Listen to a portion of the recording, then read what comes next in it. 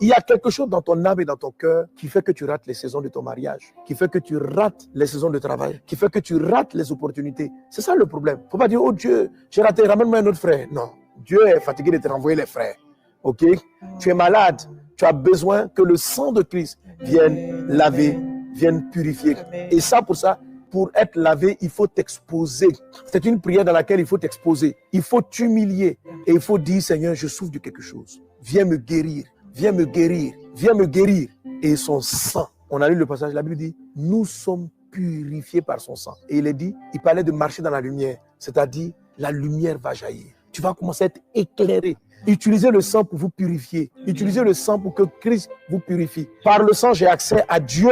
Par le sang, je suis justifié. Amen. Ça veut dire que Dieu ne regarde plus à mes fautes. Amen. Mais le sang me couvre. Mais à l'intérieur, le rejet est encore là. Mais le sang peut faire mieux que cela. Il y avait 7 aspersions. Je ne suis qu'à la 3e.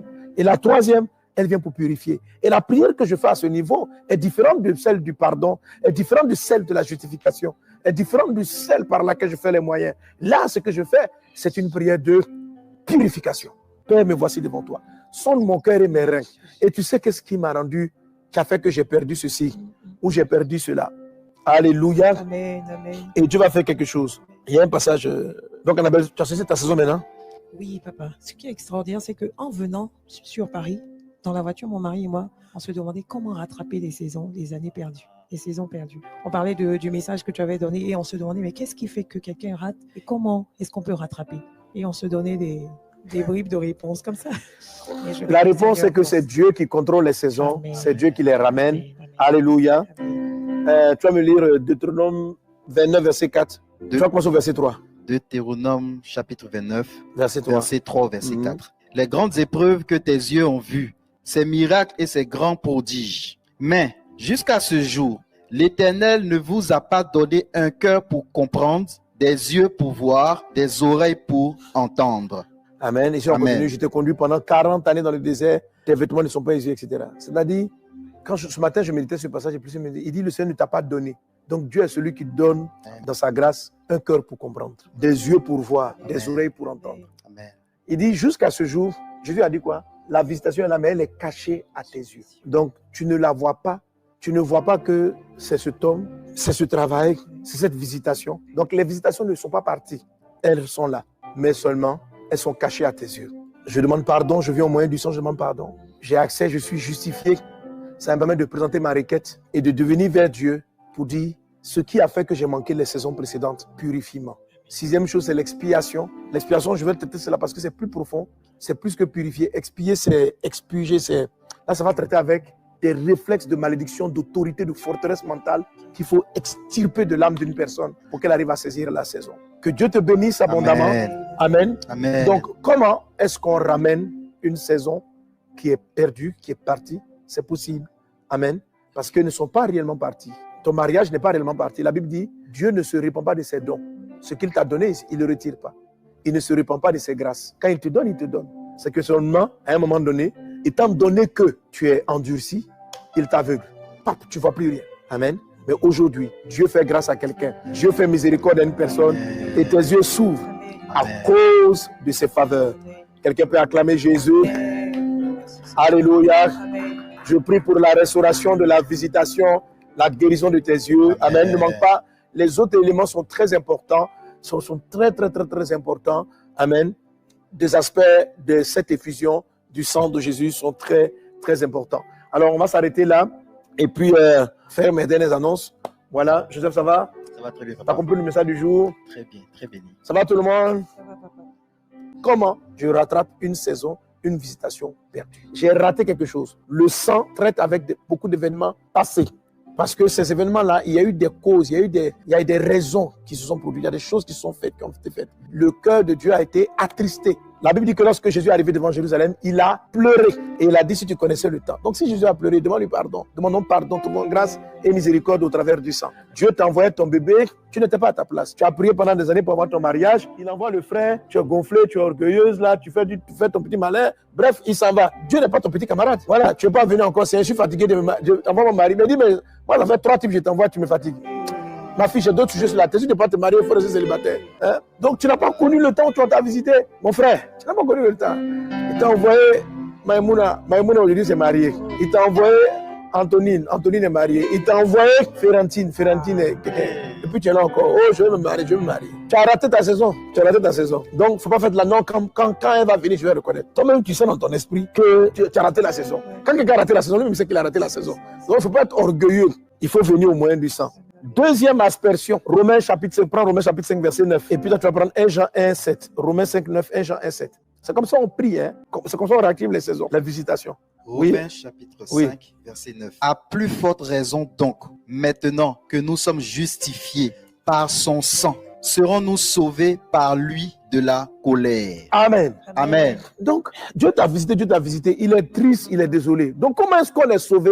Par de la colère et du jugement. Romains 5, 9. À plus forte raison donc, reprends, vas-y. À plus forte raison donc, maintenant que nous sommes justifiés par son sang. Amen. Donc, qu'est-ce qu'on remarque? On remarque que Hébreux 19 nous dit, le sang nous donne un accès. Le sang nous donne un accès.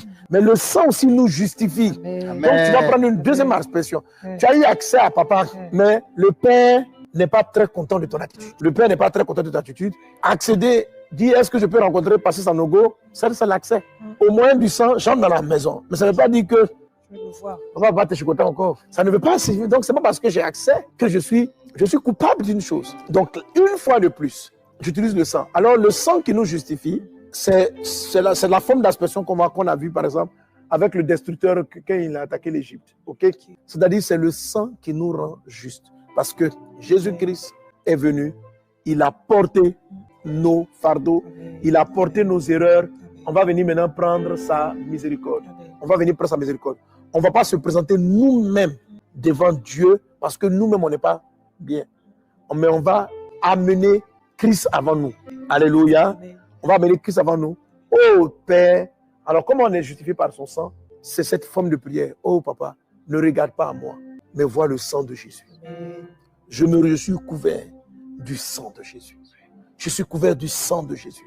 Je suis couvert du sang de l'agneau. Alléluia. Je me couvre du sang de l'agneau. De sorte que lorsqu'on te voit, il n'y a aucune colère contre le Christ. Il y a une colère contre toi. Mais toi, tu es caché dans le Christ. Toi, tu es caché dans le Christ. Amen. Amen. Si tu ne passes pas par la justification, le diable qui est là va t'accuser. Il va dire encore, oh Éternel, combien de fois on ne peut pas se foutre de toi? Tu es le Dieu Tout-Puissant. Tu envoies ton fils, cette personne l'a rejeté. Tu envoies la rejeter. Elle n'est pas digne de recevoir quoi que ce soit. Mais ce n'est plus toi qu'on va voir. C'est Jésus-Christ qu'on va voir. Donc prie comme ça, tu vas voir la grâce de Dieu. Amen. Alléluia. Amen. Gloire à Dieu. Amen. 1 Jean 1,7. Il dit, mais si nous marchons dans la lumière, comme il est lui-même dans la lumière, nous sommes mutuellement en communion et le sang de Jésus, son Fils, nous purifie de tout péché.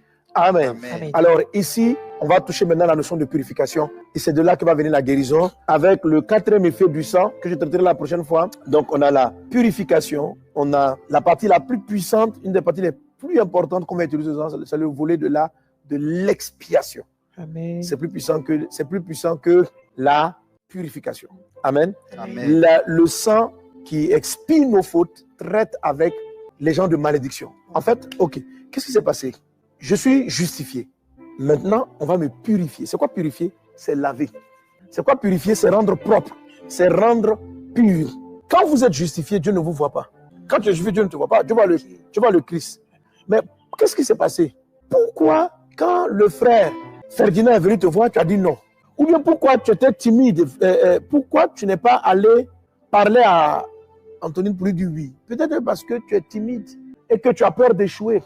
Tu vois, tu as peur d'échouer, tu as donc, c'est pas parce que je suis justifié. Si Dieu me ramène la personne, mes mêmes craintes, mes mêmes défauts qui ont fait que j'ai laissé passer l'opportunité sont encore là.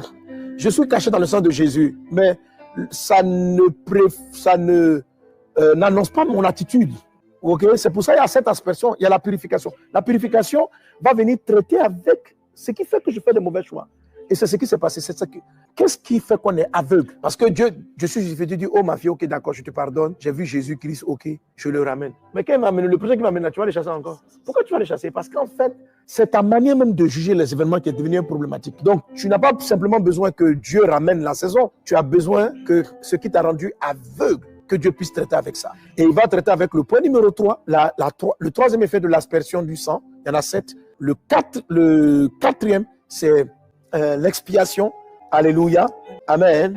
Et puis on va avoir la rédemption, c'est-à-dire le rachat, le sang de Jésus. Et chacun de ces aspects a un verset qui lui sied. Amen. Alors, oui.